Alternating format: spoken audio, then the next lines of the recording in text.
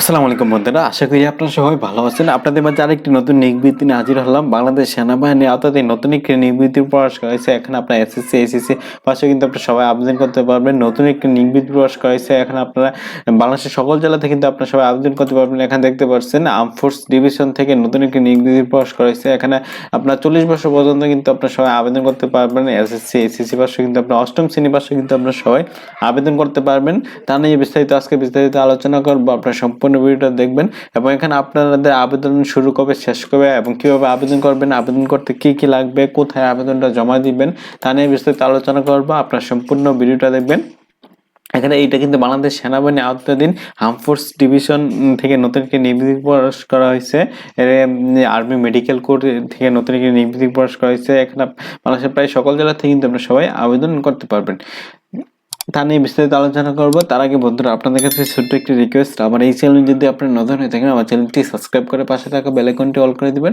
তাহলে আপনাদের মাঝে এরকম নতুন নতুন নিয়মিতগুলো সবার আগে পৌঁছে যাবে। চলুন কথা না বাড়িয়ে এবার দেখি আপনারা এখানে আবেদন শুরু করবে এবং শেষ করে। এখানে দেখতে পাচ্ছেন সরাসরি গ্রহণের শেষ তারিখ 27শে ফেব্রুয়ারি 2025 তারিখে কিন্তু আপনারা 27 তারিখ কিন্তু আপনাদের আবেদনের শেষ তারিখ এবং এখানে কিন্তু বলা হয়েছে পরীক্ষার ডেটও কিন্তু বলা হয়েছে 7ই মার্চ এখানে আপনার পরীক্ষা হবে এবং Dhaka cantonment girls public and college থেকে ঢাকা সেনানিবাস এখানে কিন্তু আপনাদের পরীক্ষা অনুষ্ঠিত হবে।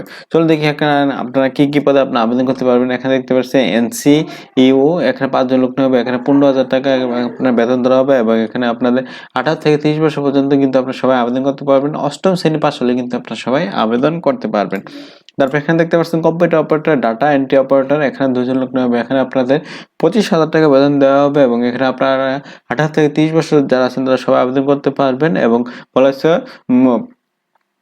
অভিজ্ঞতা বিবেচনা বয়স কিন্তু স্থিতিশীল যোগ্য হবে এবং এখানে বলা হয়েছে কমপক্ষে SSC পাস বা কম্পিউটার পারদর্শী কমপক্ষে 1 বছরের অভিজ্ঞতা সম্পূর্ণ হতে হবে। তারপর এখানে দেখতে পাচ্ছেন ল্যাব টেকনিশিয়ান অসামরিক, এখানে বলা হয়েছে 6 জন লোক নেওয়া হবে। এখানে আপনাদের 18 থেকে 30 বছর যারা আছেন তারা সবাই আবেদন করতে পারবেন। এখানে শিক্ষাগত যোগ্যতা হলো কোনো শিক্ষিত প্রতিষ্ঠান হতে ল্যাব মেডিসিন বিষয়ে BSc ডিপ্লোমা পাস এবং কমপক্ষে 2 বছরের অভিজ্ঞতা থাকতে হবে, তাহলে কিন্তু আপনারা সবাই আবেদন করতে পারবেন।